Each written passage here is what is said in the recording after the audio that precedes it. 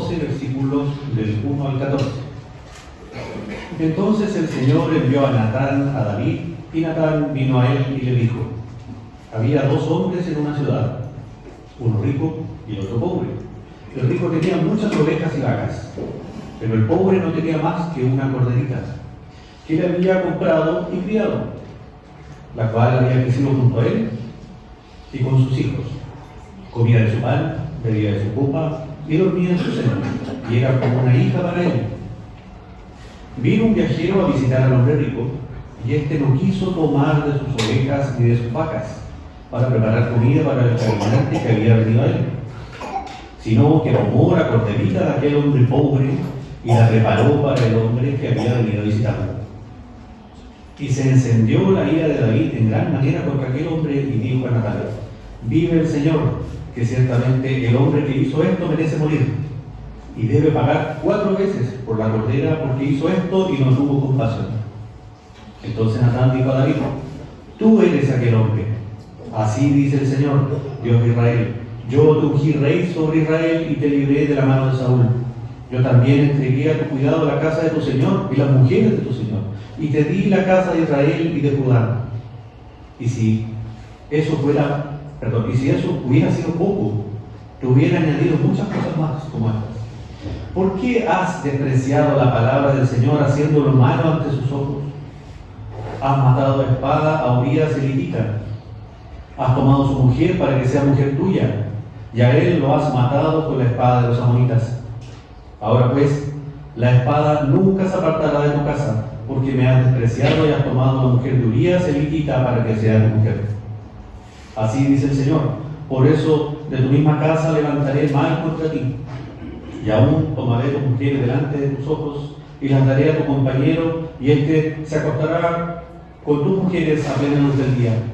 En verdad, tú lo hiciste en secreto, pero yo haré esto delante de todo Israel y a plena luz del sol.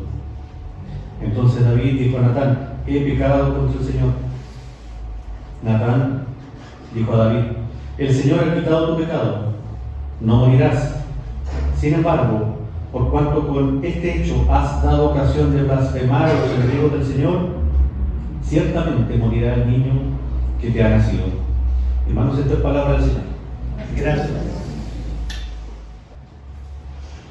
Estamos en una serie de sermones en la que hemos mirado la vida de David, ¿cierto? Y hemos puesto especial atención a su carácter y en aquello que hacía de él un hombre conforme al corazón de Dios. Pero hoy veremos qué pasa cuando aquel hombre conforme al corazón de Dios comienza a vivir como si hubiera olvidado al Dios que lo llamó hijo.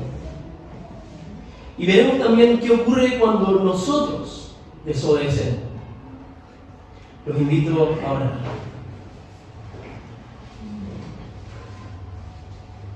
Padre, dirígenos en este tiempo para escucharte a ti. Hemos escuchado ya tu palabra y queremos seguir poniendo atención a lo que ella dice. Que estas palabras que hemos escuchado resuenen en nuestro cerebro y bajen en nuestros corazones para que ahí seamos transformados. Que no quede como información, no, sino que realmente lo que escuchemos hoy transforme nuestras vidas. Lléname de tu gracia, Señor, para transmitir esto que puede ser doloroso incluso, hacerlo con mucha gracia, con mucho amor, siendo fiel a quien tú eres. Prepara nuestros oídos para escuchar las palabras de ti, nuestro Padre, sabiendo que tú nos amas mucho. En el nombre de Jesús oramos. Amén. Estamos en un momento en la historia de David que de hecho ya vimos un poco harto en el sermón de Seba hace algunas semanas cuando vimos el Salmo 51. Y esto ocurre justo después de que David había cometido adulterio con Betsabé, la esposa de Urías. Desde su balcón la había visto bañándose y la deseó y terminó acostándose con ella. mientras su esposo peleaba fielmente por el reino en la guerra. Cuando ella quedó embarazada, David intentó de encubrir su pecado con engaños. Cuando eso no resultó, terminó enviando a Urías de nuevo al frente, al lugar más peligroso de la batalla, para provocar su muerte. Así que, capítulo 12, verso 1, de 2 Samuel. El Señor envió al profeta Natán a disciplinar a David. Y lo primero que hace el Señor con aquel a quien ha llamado hijo, con David, es reprenderlo por lo que había hecho, confrontar su pecado. Y lo hace mostrándole dónde estaba su error, mostrándole la gravedad de su pecado y haciéndole ver sus terribles consecuencias.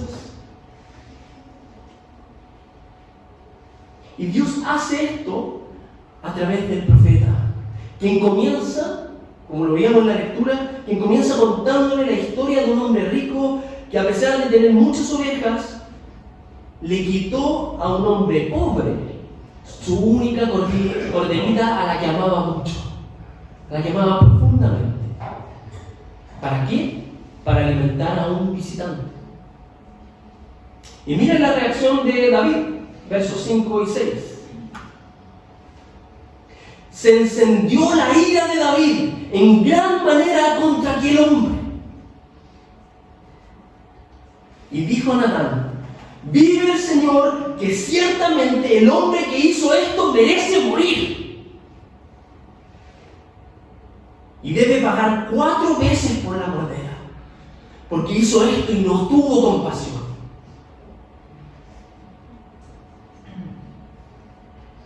Ese eres tú. Esta historia es un espejo para ti, le dice el profeta Natán. Teniendo poder, teniendo muchas ovejas, teniendo privilegio y muchas bendiciones dadas por Dios, tomaste violentamente lo que le pertenecía a otro hombre fiel.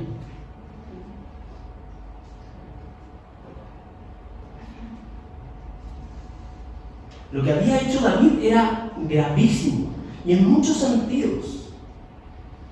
Era el último peldaño en una larga escalera descendente de pecado. No fue un pecado de un día para otro, fue uno tras otro, bajando esta escalera.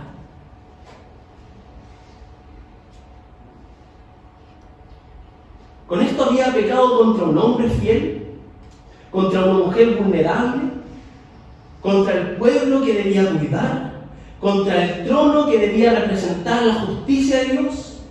Finalmente, había pecado contra el Señor mismo.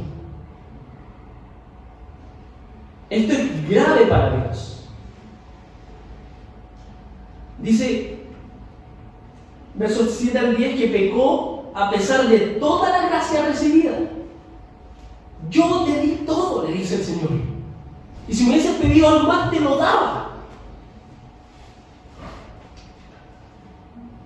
David despreció la palabra del Señor, la instrucción, el consejo.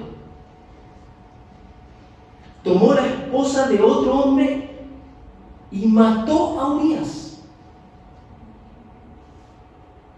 Y eso trajo consecuencias sobre su casa y su reino. Entonces Dios, como un padre justamente ofendido, pero todavía preocupado por su hijo, le muestra a David las consecuencias que su pecado traería a su alrededor. Así dice el Señor: por eso, de tu misma casa levantaré el mal contra ti, y aún tomaré tus mujeres delante de tus ojos y las daré a tu compañero, y éste se acostará con tus mujeres a plena luz del día. En verdad, tú lo hiciste en secreto, pero yo haré esto delante de todo Israel y a plena luz del sol.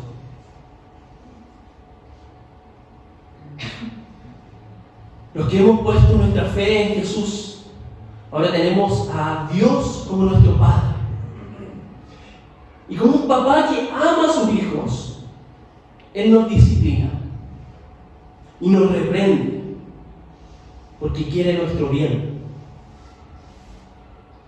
Él quiere mostrarnos dónde hemos pecado para que entendamos la gravedad de nuestro pecado delante de su santidad, como dice Proverbios 3. Porque el Señor ama a quien reprende, como un padre al hijo en quien se deleita. Vamos a ver hartos proverbios porque justo esta semana estaba leyendo proverbios. El Señor reprende a quien ama. Y para hacer esto, y muy parecido a lo que estábamos viendo con David, nuestro Padre hoy sigue confrontándonos mediante su palabra, por medio del Espíritu Santo, y usando a otros creyentes para hacernos volver a Él. Y así, como dice la carta a los Hebreos, esto duele. Miren, duele cuando la palabra expone nuestro pecado y rompe el callo de nuestra conciencia. Duele. Tómense un segundo para leer Hebreos 4.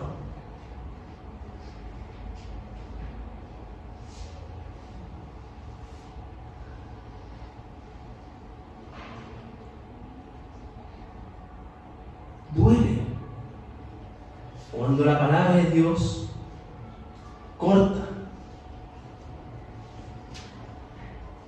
para mostrar nuestro pecado.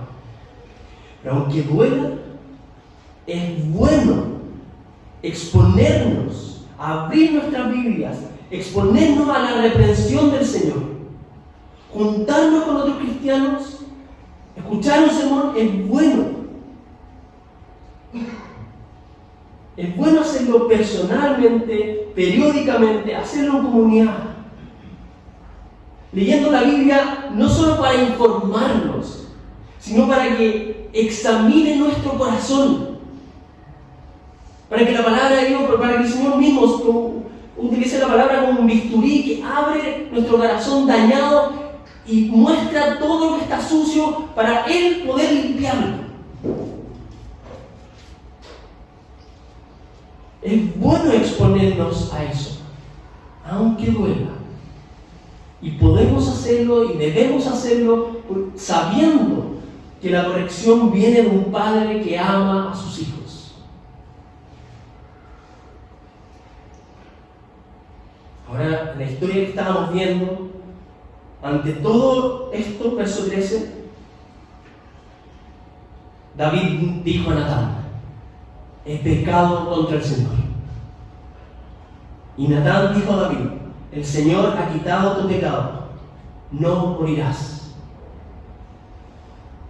Aquí hay dos cosas que llaman la atención, parecidas entre ellas.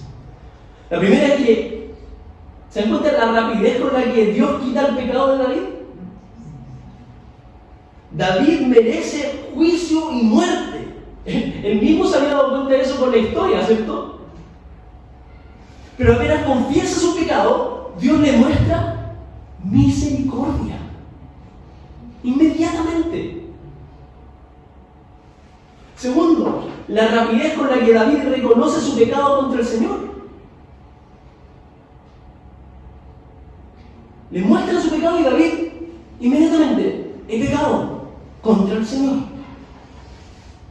Y esto contrasta con la reacción que había tenido Saúl años antes, Saúl, el rey anterior, cuando otro profeta lo había confrontado con su pecado. Miren, esta tabla, el contraste que hay en la reacción entre ambos. Por un lado, Saúl se justifica, se autojustifica. Mientras que David rápidamente se quebranta, se humilla delante del Señor. Uno uno dice, he pecado, y después de harta insistencia, he pecado. Aquí, a la primera que es confrontado, David dice, he pecado contra el Señor. Saúl culpa al pueblo. Suena como a Génesis 3, ¿no? Echándole la culpa a otro. En cambio, David dice, contra ti he pecado. Yo. No fue culpa de la mujer que me sedujo, no, yo pequé. Saúl quiere preservar su imagen, su puesto, su legado. David lo que más teme es perder la presencia de Dios.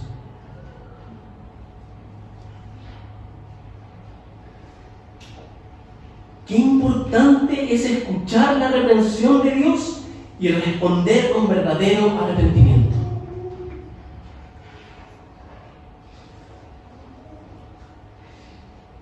No solamente sintiendo culpa, sino reconociendo nuestro pecado y buscando verdadero cambio y hacerlo con las razones correctas.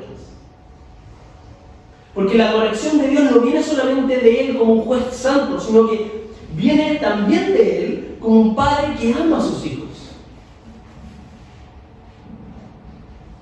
Y para eso necesitamos a otros creyentes en nuestra vida.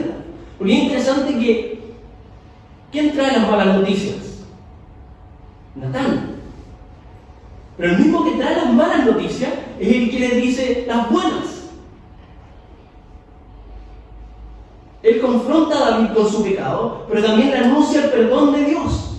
Le trae reprensión y también la gracia.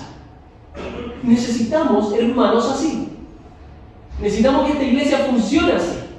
Que cuando nos toca corregir a alguien, inmediatamente le prediquemos el Evangelio. No estamos aquí para condenar a otros, estamos para disciplinar y salvar a otros. De la misma forma debo recibir así la ayuda de mis hermanos. Cuando me dicen, estás mal, abraza al Salvador, arrepiéntete, cambia tu manera de vivir, mira al Señor nuevamente. Necesitamos vivir eso.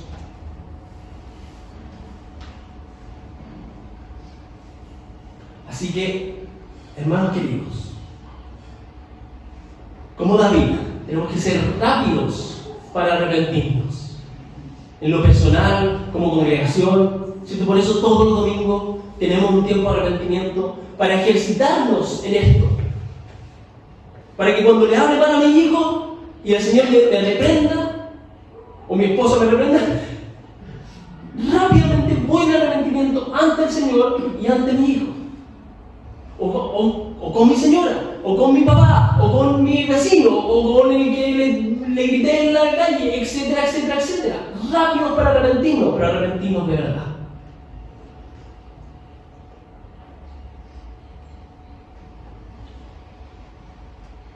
Pero, aunque David fue perdonado, su pecado tuvo un costo.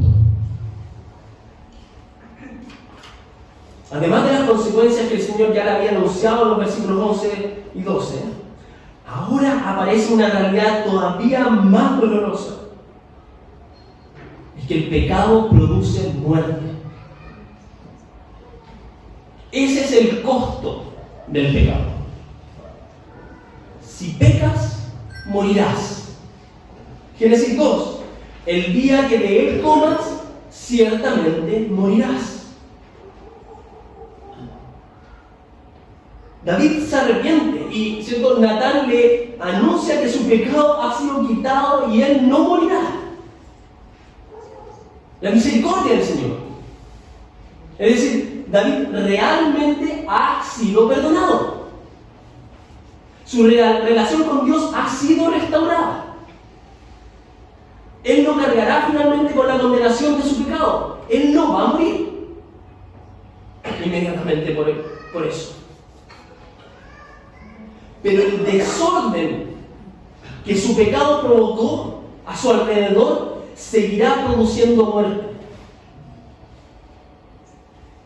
como tirar una piedra en una piscina calma. El agua se queda moviendo y genera desorden alrededor. Caos, dolor, más pecado, más muerte. El pecado deja heridas reales y rompe cosas, rompe personas alrededor nuestro. Porque el pecado nunca afecta solamente al individuo. Proverbios 6. ¿Tomará el hombre fuego en su seno sin que se quemen sus vestidos? ¿O andará el hombre sobre carbones encendidos sin quemarse los pies? Juega con fuego y te vas a quemar. Pero esto es todavía más grave en David, porque él no era solamente un hombre privado, era el rey, el representante de la nación, en un sentido también el representante de Dios ante la nación, el que reinaba en el nombre de Dios. ¿Y para qué ocupó eso?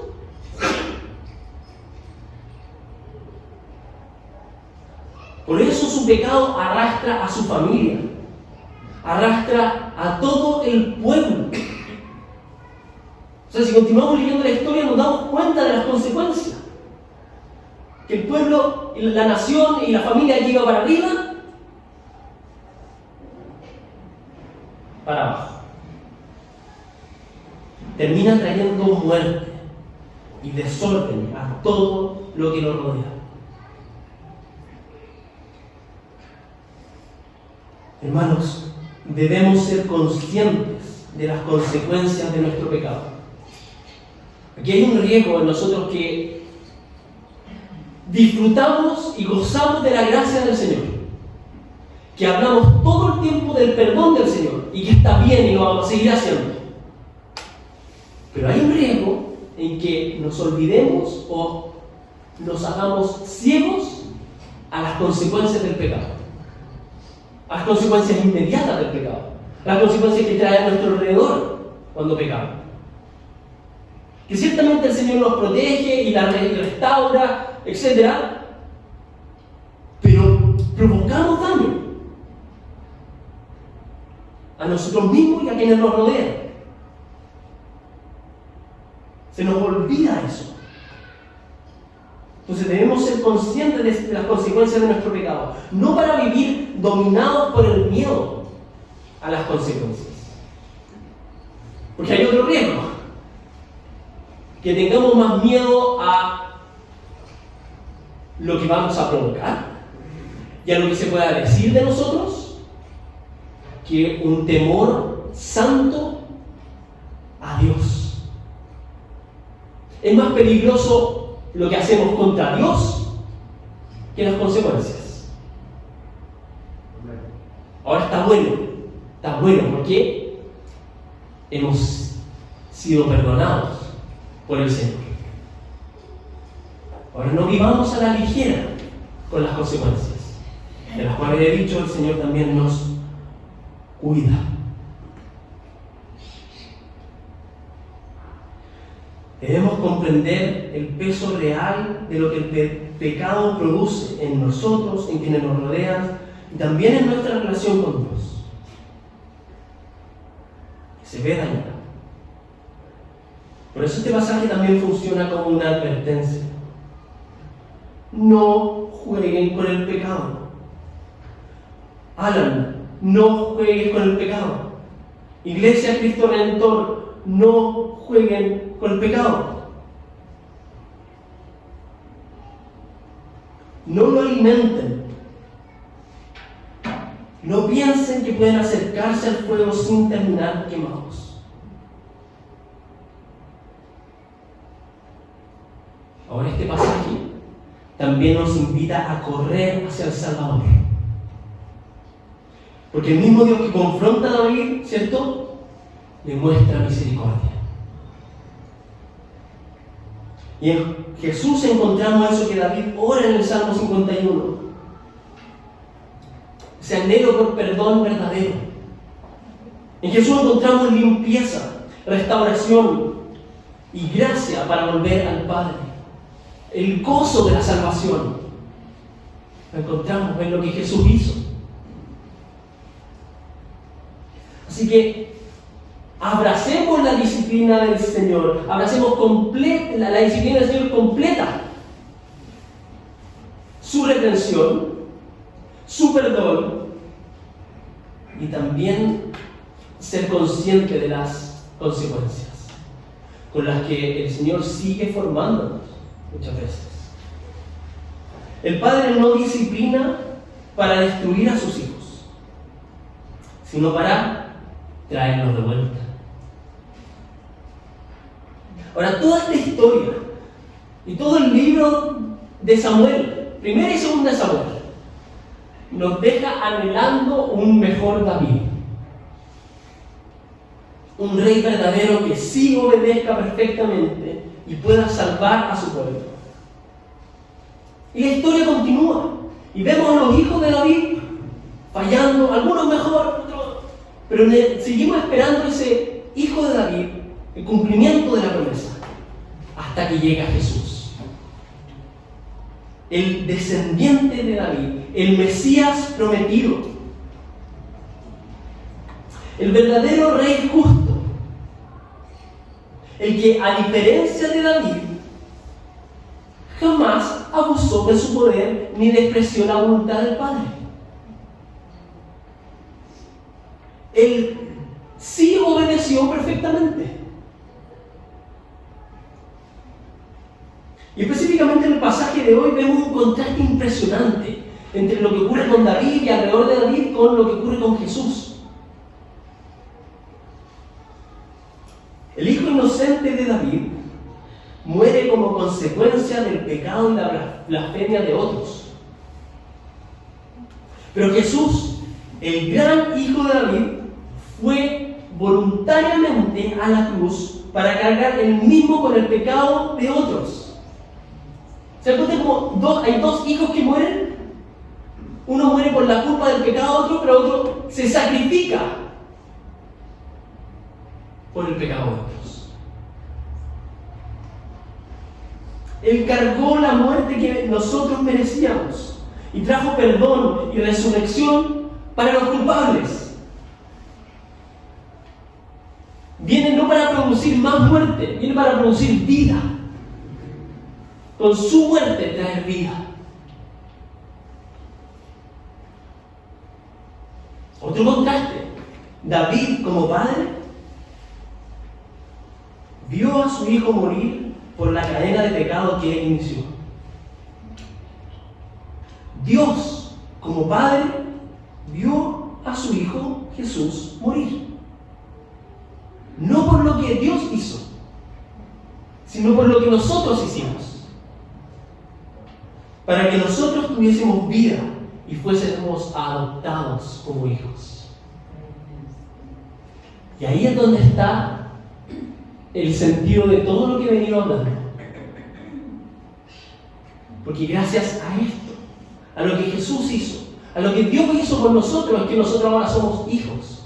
Y podemos leer esta historia y ver que Dios nos puede corregir, nos puede disciplinar como un padre. Porque gracias a Jesús somos hijos.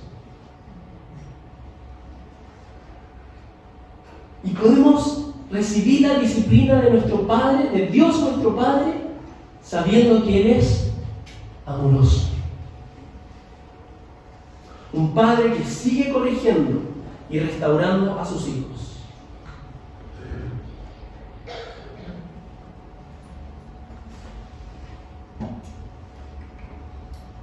¿Se acuerdan que oraba que no queremos que esto quede como información? Quiero que hagamos el ejercicio de ver dónde el Señor nos está confrontando. ¿Cómo el Señor nos está disciplinando? ¿De qué me debo arrepentir rápidamente?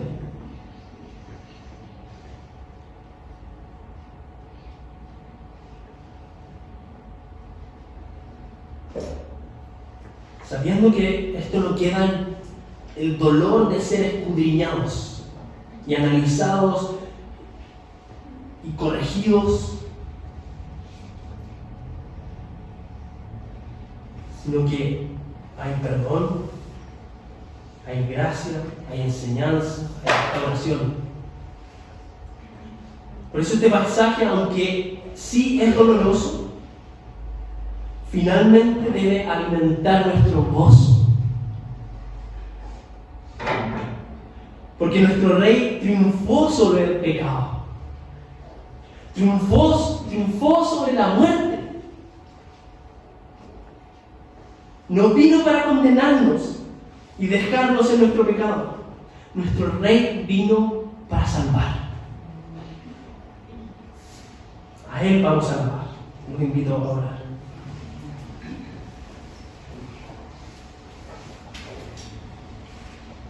Padre, gracias damos por tu palabra.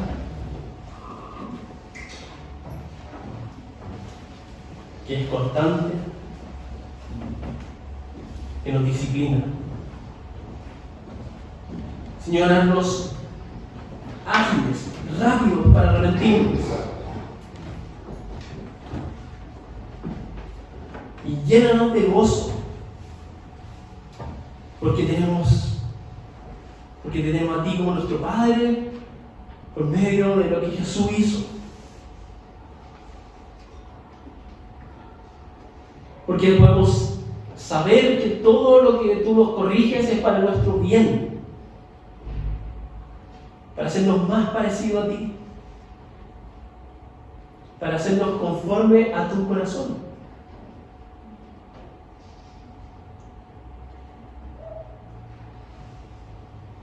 Señor, cada vez que nos arrepintamos, cada vez que tú nos muestres nuestro pecado y lo reconozcamos y queramos cambiar, también llénanos del gozo de la salvación. Y que eso nos mueva día a día. En el nombre de Jesús oramos. Amén.